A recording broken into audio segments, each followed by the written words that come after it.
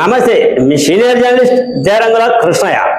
ఈరోజు ప్రధాన అంశం ముఖ్యంగా టీడీపీ వైసీపీ గూడు పుటాని రాజకీయం అనే అంశంపై విశ్లేషణ.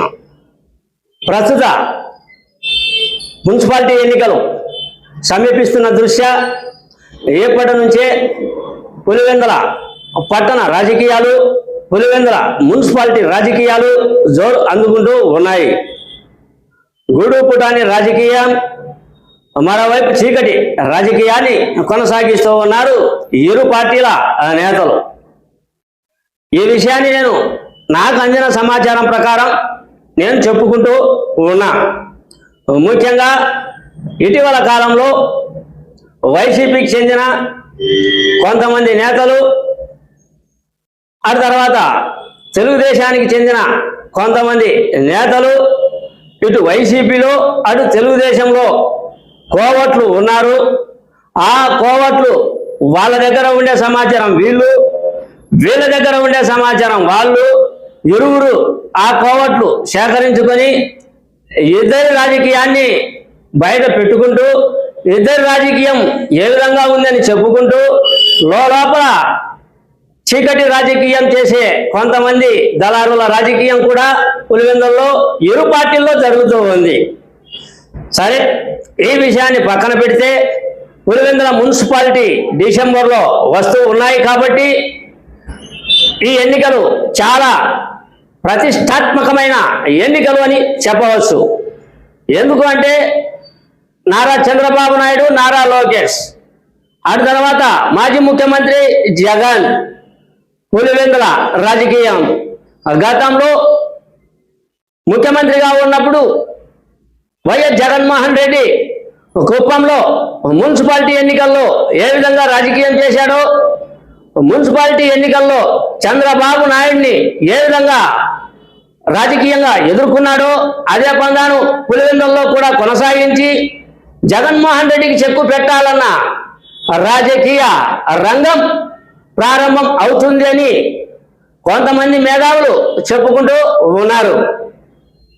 ఇక ఏముంది, పులివెందుల మీదనే అందరి కన్ను పడినట్టే. ఇక వైసీపీ ముందు జాగ్రత్తగా మేలుకోవాలి కదా. వైసీపీ ముందు జాగ్రత్తగా మేలుకోవాలి అంటే వాళ్ళు చాకచక్యంగా చీకటి రాజకీయాన్ని కొనసాగించాలి. అంటే ఇప్పటి నుంచే కులాలకు ఎరవేస్తూ ఉన్నారు. నాకు అందిన సమాచారం ప్రకారం కులాలకు ఎరవేస్తూ ముఖ్యంగా కొంతమంది కులాలకు వాళ్ళకి సంబంధించిన పనిముట్లు అందించడం, ఆ కులాలను ఆకట్టుకొనడం, ఆ కులాలకు కొంత పనిముట్లను అందించడం, ఆ తర్వాత ఆ కులాల తరపున కొన్ని రకాలైన సమస్యలు ఉంటే ఆ సమస్యలు తీర్చడం, కుల రాజకీయంలో పెద్దలు ఎవరైతే ఉన్నారో ఆ కుల రాజకీయ అంశాన్ని అతనికి అప్పచెప్పడం, అతనే ఆ కులంలో ఉన్నటువంటి వాళ్ళను ఆకట్టుకొని వాళ్ళకి కుల వస్తువులు అందజేసే బాధ్యతను తీసుకుంటూ ఉన్నట్టు భవిష్యత్తులో ఆ కులాలకు సంబంధించిన కళ్యాణ మండపాలను కూడా ఏర్పాటు చేసే విధంగా ప్రణాళికలు సిద్ధం చేసుకుంటూ ఉన్నట్టు, డిసెంబర్ ఎన్నికల్లోగా ఒక్క కులంలో ఉన్నటువంటి ఓట్లన్నీ కూడా ఎక్కడికి వెళ్ళకూడదు, వైసీపీ ఖాతాలోకే పడాలి అని ముందంజగా ప్రణాళికలు సిద్ధం చేసుకుంటూ ఉన్నట్టు తెలుస్తూ ఉంది.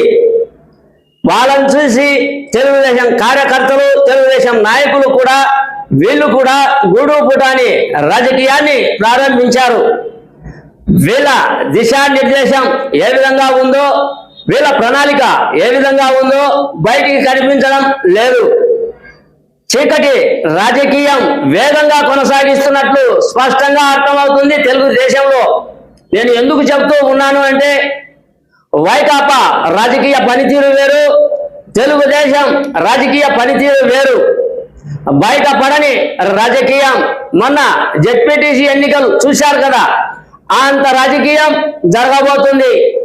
నేను కాదు చెప్పేది, స్పష్టంగా మొన్న వాజ్పేయి విగ్రహ ఆవిష్కరణలో భాగంగా పులివెందులకు వచ్చిన ఆది నారాయణ రెడ్డి ఛాలెంజ్ విసిరారు. పులివెందుల మున్సిపాలిటీని కైవసం చేసుకుంటాం, పులివెందుల ఓటర్లు సహకరిస్తారు అని చెప్పేసి పులివెందుల మున్సిపాలిటీని వచ్చే ఎన్నికల్లో కైవసం చేసుకుంటామని ఆదినారాయణ రెడ్డి స్పష్టం చేశాడు అంటే వాళ్ళ ప్రణాళిక ఏ విధంగా ఉంటుందో అర్థం చేసుకోవచ్చు. దీనికి తోడు ఇప్పటి నుంచే సభలు కావచ్చు, సమావేశాలు కావచ్చు, వైసీపీ తెలుగుదేశం మధ్యలో భారతీయ జనతా పార్టీ వీళ్ళ సమావేశాలకు సభలకు జనాలు వచ్చేది తక్కువేమో కానీ ఈ జనాలకు వెరవేయడం, ఒక్కొక్కరికి 300, 500, 1000 రూపాయల, ఇద్దరికి కలిపి 1000 రూపాయల అనే డబ్బులను ఇవ్వడం, ఇలా సభలు సమావేశాలకు జనాలను రప్పించడం, పై పార్టీ నాయకులను మెప్పించడం ఇక్కడ కొనసాగుతున్నట్లు పూర్తి సమాచారం. ఇకపోతే ఒక్క ఫోన్ కాల్ కొడితే చాలు మాకు జనాలు వచ్చారు అని ఓ నాయకుడు అంటే, మీకు జనాలు ఏ విధంగా వచ్చింది, ఎంత డబ్బు పంచింది అది కొంతమందికే తెలుసు డబ్బు పెట్టాలకు అని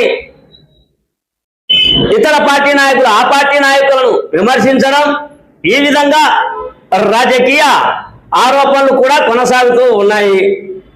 ఇకపోతే ఓ కులం ఆ కులం ఈ కులం కాదు, కులాల వేట ప్రారంభించారు. ప్రస్తుతం డిసెంబర్లో ఎన్నికలు సమీపిస్తూ ఉన్నాయి. ప్రతి ఓటరుకు పండగే. ఇక పులివెందుల మున్సిపాలిటీలో ఎవరికైతే ఓటు ఉంటుందో వాళ్ళకి పండగ అని చెప్పవచ్చు. జనాలను ఇప్పటి నుంచి పట్టించుకోలేదు ఇరు పార్టీల నాయకులు. ఎందుకంటే వీళ్ళు డిసెంబర్లో ఓట్లు వేసేది కనుక ఒక వారం ముందో, ఒక 2 వారాల ముందో ఈ జనాల ఓట్లకు ఎరవేసే కార్యక్రమం అప్పుడు కొనసాగుతుంది.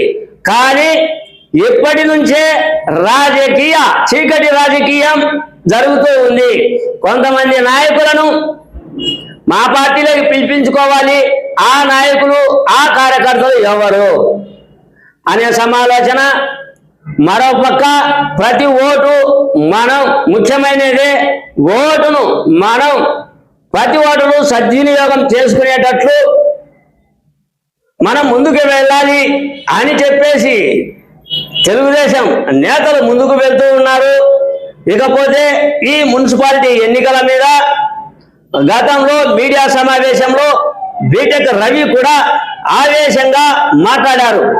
అది ఏమిటి అంటే, ప్రస్తుతం మేము గతంలో జెడ్పీటీసీ ఎన్నికల్లో కూడా జెడ్పీటీసీ ఉప ఎన్నికల్లో కూడా నామినేషన్ వేపించాం. డిసెంబర్లో జరిగే ప్రతి వార్డుకు నామినేషన్ వేపిస్తాం. మీ మాదిరి మేము బెదిరించాం. నామినేషన్ వేసే వాళ్ళని మీ మాదిరి బెదిరించాం. ఆ బెదిరించిన వారిలో ముక్క భాస్కర్ అయితేనేమి, భాష అయితేనేమి వాళ్ళని బెదిరించారు. మీ మీద గంజా కేసు పెట్టాలన్నా, జూరానికి సంబంధించిన కేసు పెట్టాలన్నా, మటకా కేసు పెట్టాలన్నా ఏదో తెలుసుకోండి అని మీరు వైసీపీ వాళ్ళు గతంలో మా తెలుగుదేశం వాళ్ళను భయపడించారు. మాకు ఆ పద్ధతి ఉండదు.